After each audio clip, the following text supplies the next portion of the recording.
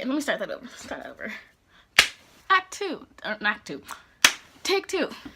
안녕하세요. 저는 Gigi입니다. Hi, I'm Gigi and welcome to my channel.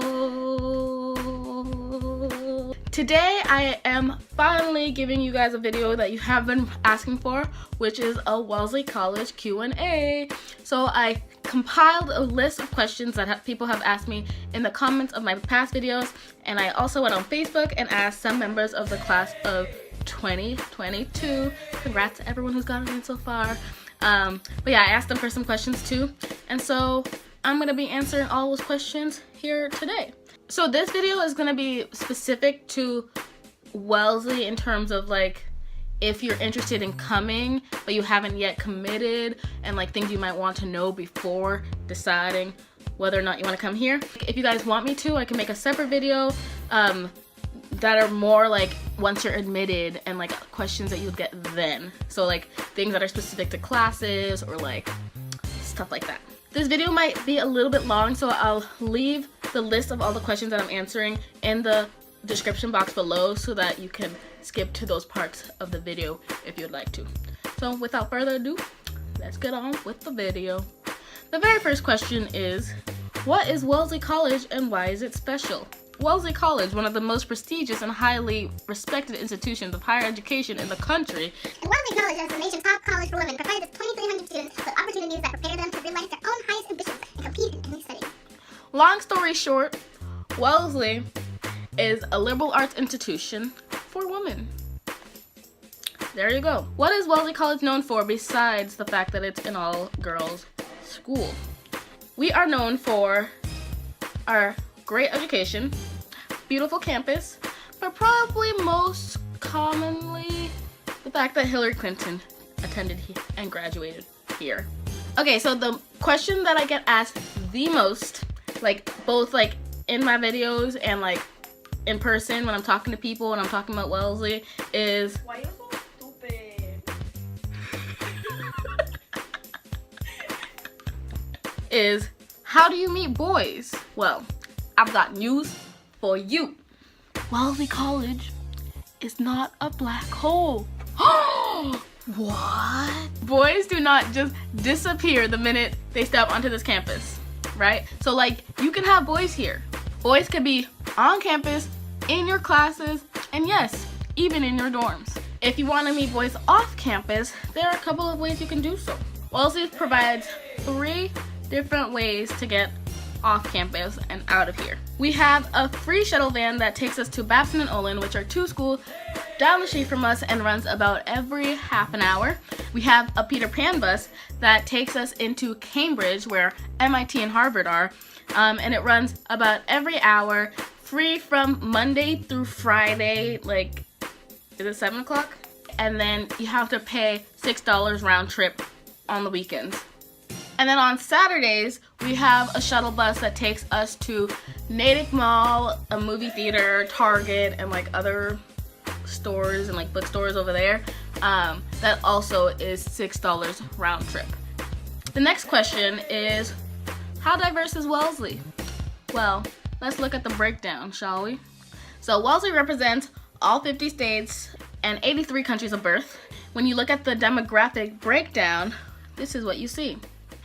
36% of the students are white or Caucasian, 22% of the students are Asian American or Pacific Islander, 13% are Latina or Hispanic, 7% are African American or Black, 7% are 2 or more races, less than 1% are Native American, 1% are not reported or other, 13% of our students are international citizens.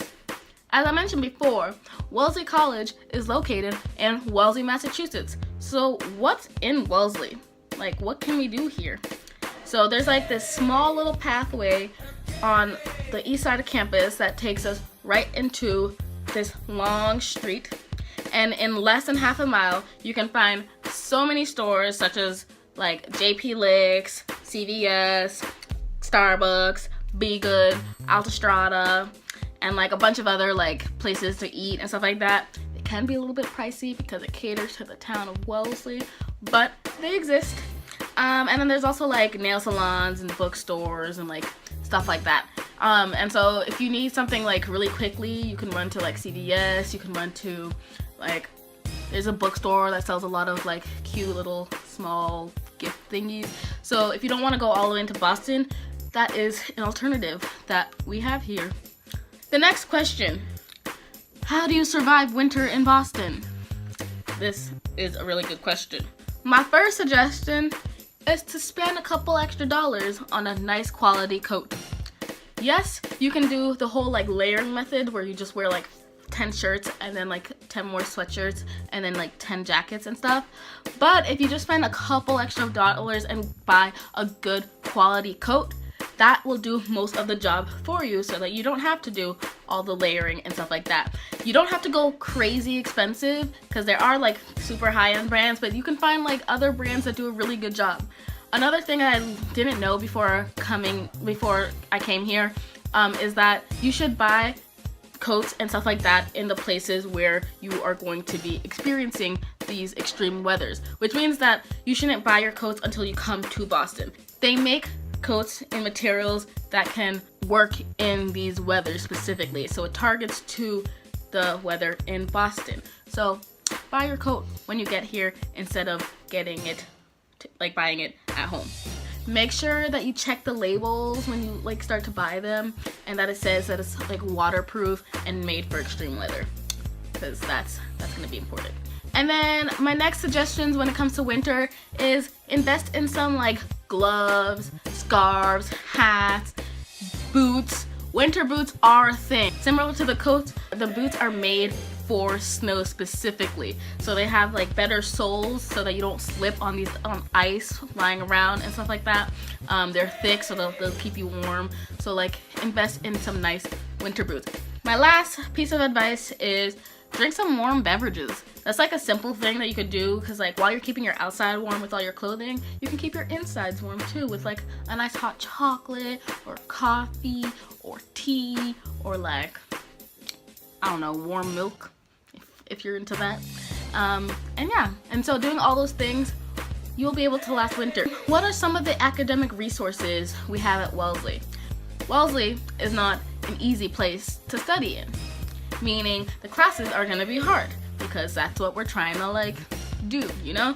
So if you're really, really struggling, how can you find help? Wellesley has tons of resources so that they can help students thrive. They don't want you to fail. That's not their goal. It might seem like it, but it's not. They do want you to succeed. And so we have academic tutors, we have writing tutors, so they're like people who specifically help you write your essays and like proofread and edit and stuff like that.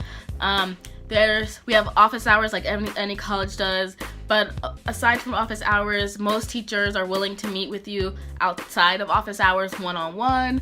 All the tutors for the most part are Wellesley students who have taken the courses that you would be like needing help in, and they know what they're doing.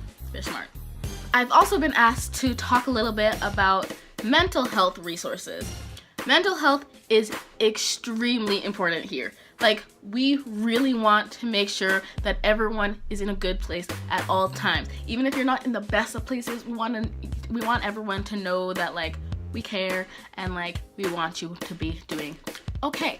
And so we have a center called Stone Counseling Center here on campus where you can sign up to meet with a counselor, and they will help you get through whatever you need. Like, it's a really common resource that a lot of students use.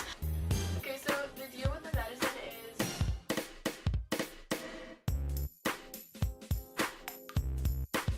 is... There you go. You don't have to worry about getting your meds. You will get them. Boom. The next question is about housing and residential life. Our dorms on campus vary a lot in terms of size, in terms of like age, in terms of location. And so depending on where you are, you'll get some pros and cons. When you first come here as a first year, you don't get to choose which dorm you live in. You'll just be assigned somewhere, usually with a roommate. If you live on east side, you might live in a bigger room and they're like really nice and spacious, but it's super far away from everything else on campus and the places that you might go to the most during your day, such as like the academic quad or Lulu, which is literally all the way on the other side. Versus if you live on West Side, your rooms are probably going to be a lot smaller, but you're close to all of these places. So it really depends on what you want. If you're an athlete, you probably want to be on West Side because you're closest to the athletic center. But if you are like a STEM major or something like that, you might want to live on East Side because you're pretty close to the science center. Yeah, there's a lot of different places to live on campus. There are some dorms that I still haven't seen. I've heard of them. I have no clue where they are. And you don't usually get to those until you're a little bit older, but they exist. Next question. Is Wellesley competitive? I'm sad to say it is very competitive on campus for a lot of different reasons. Wellesley is a small school. We're also a liberal arts school. So everyone is, in general, in a huge general sense, is looking to do the same thing and achieve the same thing. We're all trying to get the best grade, the best, like, build the best resume and stuff like that. And so because of that, it is very competitive. People tend to sign up for way too many clubs, jobs, internships, community service, and it can get very overwhelming very, very quickly. And we have a system called grade deflation, which is the bane of all of our existences. Wow. And what that means is that all classes should maintain a B+ average. So there's an actual cap to how many A's you can get in a class, which means that there could be 10 people all doing the same work and putting in the same amount of work and getting the same grades and stuff like that, but not all 10 people can actually get that letter A on their report card, which sucks and it's so frustrating, but it's a thing. And so because of that, we're even more competitive. Like, we try even harder, and sometimes it can get ridiculous. Most of us are getting B+. That's just how things are, which sucks, but like, you know. Oh yeah, your first semester at Wellesley is shadow graded, which means that all of your classes are pass-fail, which is really nice in terms of transitioning and stuff like that. So all you need to do to pass your class is get higher than a B, and then voila. That's a good thing that we have. Oh, that's it. Look at that. That wasn't too long. So yeah, those are all the questions that I'm going to answer in this video. If you have any more questions you'd like me to answer in a future video, please let me know in the comments below. If you're shy and you don't want to ask me a question on this video, feel free to send me a message on my Instagram, which is right here. I've gotten a couple of people to do that so far, and I think it's helpful. That's it for this video. If you liked what you saw and you want to see more, please hit that thumbs up button, subscribe to my channel if you haven't done so already, and I will see you in a future video.